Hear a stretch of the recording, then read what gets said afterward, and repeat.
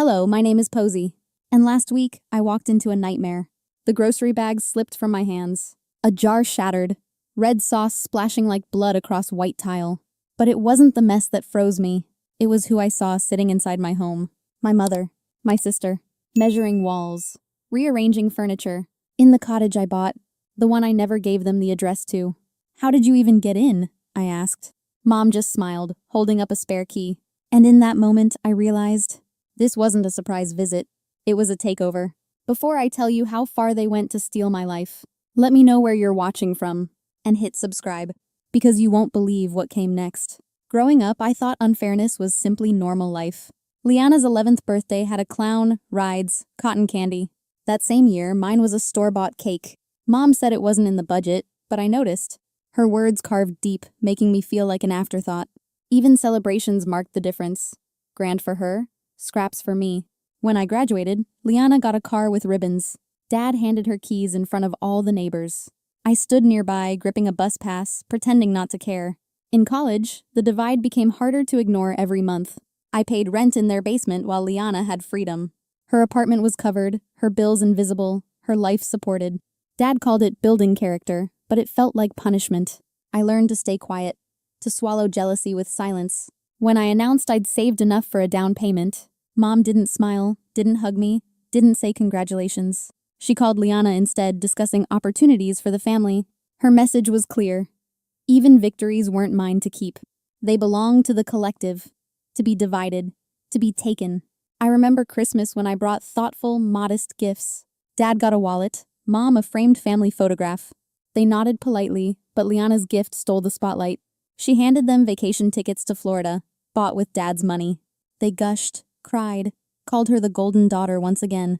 I sat in silence, invisible beneath the glitter of their praise. Even when I was sick, burning with fever in bed, I asked Mom if she could stay with me. She sighed, said Liana needed help with groceries. So I stayed alone, counting ceiling cracks, tasting bitterness. That was when it hit me. No one was coming. I had to save myself because no one else would.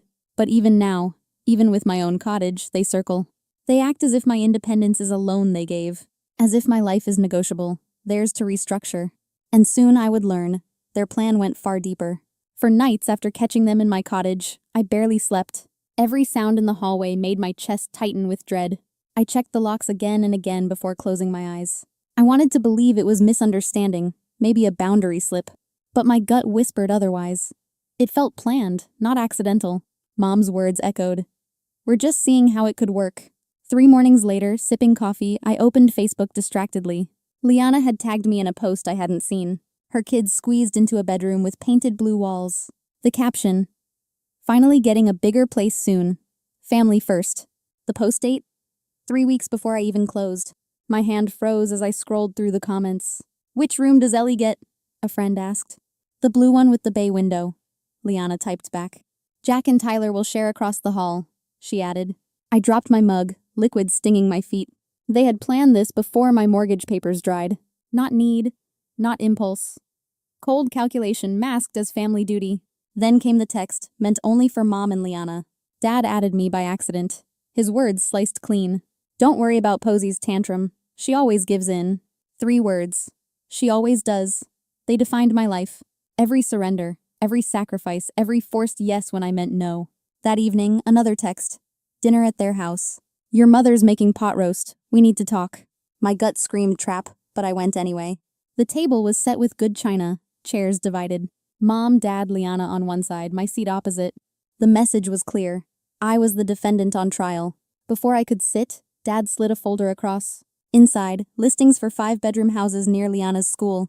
Notes scribbled about playrooms and backyard swings. These are perfect, for Liana and Mark, I said. For all of you together, Dad corrected firmly. Mom added, we already spoke to your bank. It's simple. My throat tightened. You contacted my bank? Just preliminary discussions, she said, waving away my fear. Liana chimed. We could sell your furniture, make space. Mark arrived late, already claiming my garage for his truck. Their casual division of my home left me shaking. Then Dad leaned forward, tone dropping into command. Refusing would show you don't care about family. Mom whispered, think of the children. Liana smirked. What would people think in this town? The script was familiar. I protest, they pressure, I surrender. and part of me still trembled, afraid I'd break again. But the real betrayal hadn't even surfaced yet. The shift came quietly at first, not from my family, but from the people I'd grown up around all my life. Neighbors smiled tightly, then turned away. Church friends stopped returning my calls. Mrs. Hatcher, my third-grade teacher, sent me a message. Your mother showed me pictures of your home. So much space for one person. I raised 4 in half that. I nearly dropped my phone. Mom hadn't just crossed my boundary. She'd weaponized my community. Suddenly I wasn't just fighting them, I was fighting an image. The narrative was simple. I was selfish, heartless, abandoning family. Each comment online, each whisper at the grocery store, pressed like a thumb against a bruise that never healed. My independence, once a source of pride, had been twisted into shame. Then came the bank call. My mortgage statement hadn't arrived, so I followed up. The clerk's calm words hollowed me out. Your parents asked us to forward documents to their address. I gripped the edge of my desk until my knuckles whitened. They had nearly taken control of my home. On paper. One more step and I might have lost everything. Sleep fractured into minutes. Every sound outside made me sit up in bed, heart racing. I started documenting everything. Emails, voicemails, security footage. My home became a fortress, stacked with evidence instead of peace. Then it escalated again. Pulling into my driveway one night, I froze. Liana's SUV sat there. Through the window, shadows moved inside. This wasn't paranoia. It was trespass, bold and open. But this time, I wasn't paralyzed. I called the police from my car, hands steady, voice firm. Neighbors peeked through curtains as flashing lights painted the street. My parents stumbled onto the porch. Liana clutched her chest.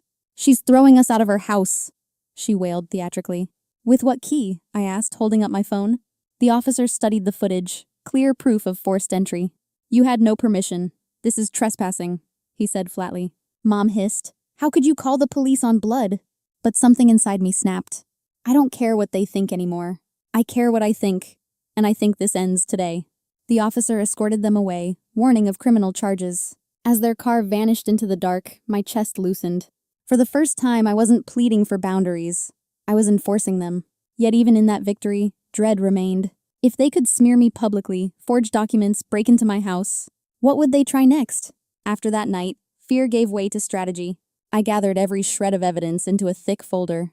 Texts, voicemails, bank calls, even footage of their break-ins. Dave, my college friend turned lawyer, guided me through it. They've weaponized guilt your whole life, he said. This time, facts will do the talking. At work, I discovered new allies. Marcy intercepted Liana when she stormed in crying. Coworkers quietly walked me to my car each evening. People who owed me nothing respected my boundaries without question. Then came Dad's voicemail, dripping with rage. You ungrateful little... We had it all planned out. We were going to move in whether you liked it or not. I saved the recording, my lips curling into a grim smile. Soon after, a family meeting was called. The driveway overflowed with cars, my aunt, cousins, even grandma. They expected my surrender, an audience for my humiliation. But this time I wasn't walking in empty-handed. I carried the folder like a weapon, heart steady, jaw set. The chatter died the moment I entered. Liana sat between Mom and Dad, a united front. Extended family circled, waiting for me to fold. There she is, Dad said, forcing a smile. We were about to explain our solution to everyone. Actually, I cut in, voice sharper than I intended. I have an announcement first. Gasps rippled as I placed my folder on the table. Inside, proof of rent I'd paid during college. Next to records of Liana's fully funded apartment and tuition. Photographs of her lavish birthdays beside my sheet cakes. Even security footage, Mom and Liana testing keys at my door. Calling my mortgage company, fabricating emergencies. Each page landed like a blow, cracking their perfect image. My aunt's hand covered her mouth. You made her pay rent while funding Liana's life? It built character, Dad snapped, but his voice shook. Look at the footage, I pressed, tapping my screen. 17 attempts to enter my home without permission. Does that look like family care to you? Grandma's eyes narrowed. Is this true? Silence answered. Their charm couldn't erase what was in front of them. Liana shrieked. But what about us? Where do we go? The same place you've always lived, I said evenly. The place you'd still be if you hadn't tried to steal mine. Mom's face drained of color. Dad's fists curled tight. The room, once their stage, now belonged to me. For the first time in decades, I held the script. And I knew winning this battle was only the beginning, because what I chose next would define the rest of my life. The days after that confrontation felt strangely quiet. No more surprise visits, no more false emergencies. The silence itself felt like a fragile victory. My realtor called 2 mornings later. You've got an offer already, 20,000 over asking. I didn't hesitate. I'll take it. One more step toward freedom. Packing boxes, I found an old family photo. Everyone clustered together, me half out of frame, smiling thinly. I stared at it a moment, then slid it into the trash. When the movers came, I kept only one key. The others I discarded. A ritual of release. No one else would hold the power to enter my life again. A month later, I stood in my new place out west. No curtains yet, no matching furniture, just wide windows and quiet. I breathed in the stillness, a sound sweeter than applause. On the wall hung new photographs, me hiking, me shaking hands with my boss after a promotion, me grinning in front of my new house on closing day. Not a single picture of my parents or sister. Friends filled the space where obligation once lived. Elaine baked apple pie for my birthday because I finally admitted I always hated chocolate cake. We raised glasses to building homes, not just houses. Later that night, I lit a candle on the counter. The flame flickered against the glass, steady and warm. A symbol, I realized, for the boundaries I'd built.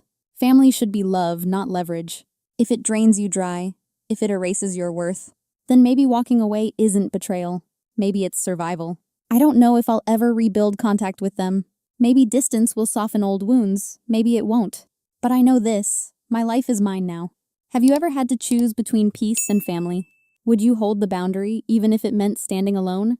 Tell me in the comments. I want to hear your story. Because tonight, for the first time in years, I'm not afraid of the silence. I'm grateful for it.